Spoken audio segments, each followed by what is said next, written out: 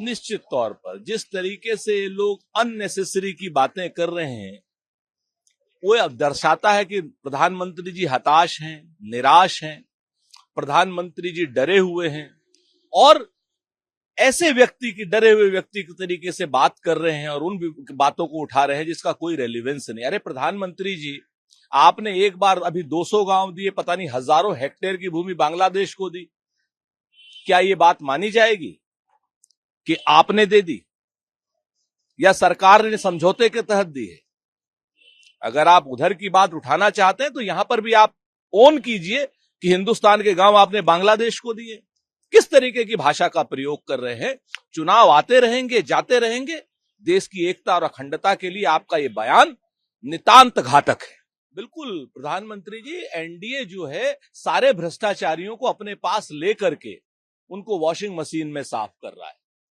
जिनके ऊपर आप हजारों करोड़ के आप आरोप लगाते थे, उनको आज आपने उप मुख्यमंत्री बना रखा है, उनको आपने असम का मुख्यमंत्री बना रखा है, उनको आपने वित्त मंत्री बना रखा है महाराष्ट्र का, उनको आपने अलग अलग पदों से नवाजा हुआ है, उनको आपने राज्यसभा दे रखी है और भ्रष्टाचार का ऊपर आरोप हमारे ऊपर।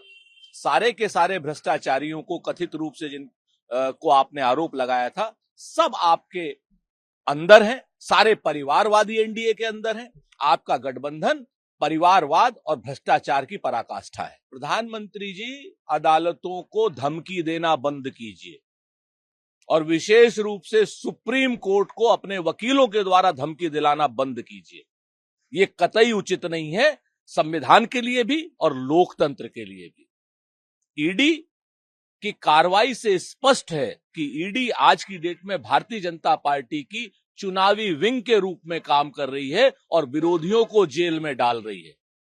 अगर आप आरोपियों के आरोप से कह देते हैं कि वो फलाना केजरीवाल आरोपी हो गया, तो केजरीवाल अगर आरोप लगा देते हैं कि आपने 100 करोड़ रुपए लिए, आपने उसी शरद रेड्डी से इलेक्टोरल बॉन्ड लिए, तो क्या आपसे भी ईडी सम्मन करके पूछ रही है? अगर ईडी आपसे सम्मन करके पूछे तो हम मान लेंगे।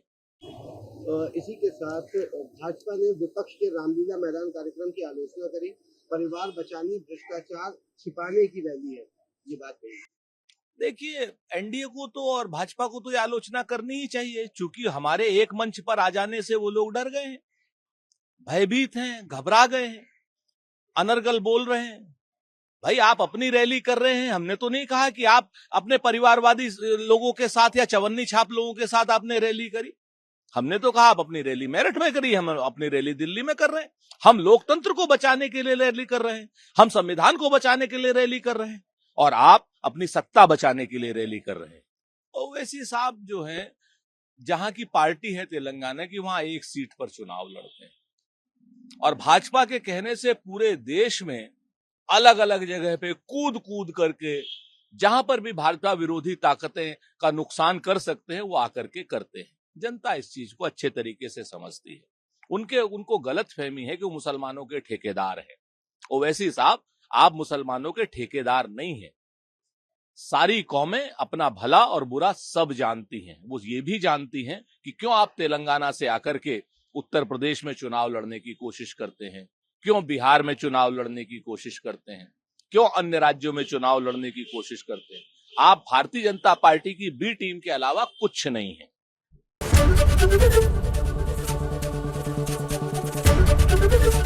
एबीपी गंगा, खबर आपकी, जुबान आपकी।